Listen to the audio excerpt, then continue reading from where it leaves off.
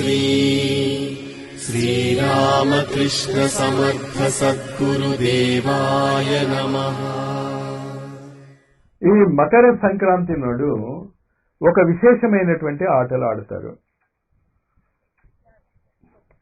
Kite flying అంటే అర్థం ఏంటి? అతి సన్నని సూత్రాత్మ ద్వారా కైట్ ఎప్పుడు 4 ఉంటాయి కదా, స్క్వేర్ లో ఉంటుంది. స్క్వేరిష్ అన్నాం పోని. అంటే ఈ ట్యాబర్నాకిల్ అంటే ఈ శరీరము సూత్రాత్మ ద్వారా పరమాత్మ వరకు ఎలా వెళ్తుందో చెప్పేటటువంటి ఒక టెక్నాలజీ కైట్ ఫ్లైయింగ్ లో ఉంది. ఈ కైట్ ఫ్లైయింగ్ అనేటటువంటి విద్య మన భారతదేశంలో అన్ని విద్యలు ఆధ్యాత్మిక సంబంధించినవే మర్చిపోయాం మనం. భరతనాట్యము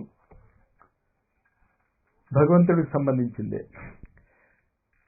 5 రోజుల కిందట ఎక్కడో నేను ఇక్కడ నాట్యం గురించి చెప్తే 2వ రోజు పేపర్లో పడింది, భరతనాట్యము ద్వారా నెక్ ప్రాబ్లమ్స్ క్యూర్ చేయవచ్చు అని ఓ డాక్టర్ చెప్పాడు. మెయిన్ దాంట్లో పడింది. కొంతమందికి చూపించాను కూడా, మరి ఎవరు చూశారో నాకు గుర్తులేదు. చూసావు కదా, మరి అదేదో కటింగ్ పెట్టుకోండి. అది అంటే భరతనాట్యము కేవలం నాట్యం కోసం కాదు, పిచ్చికంతులు వేయటానికి కాదు.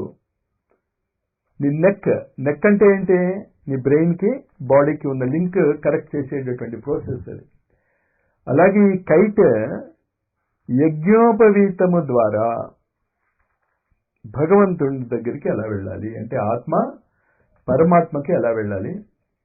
ఎప్పుడైతే నువ్వు నీ దృష్టి పరమాత్మ వైపుకు కాకుండా ఇంకోటి వైపు మళ్ళిస్తావో నీ కైట్ కట్ అయిపోతుంది. మళ్ళీ మొదలు.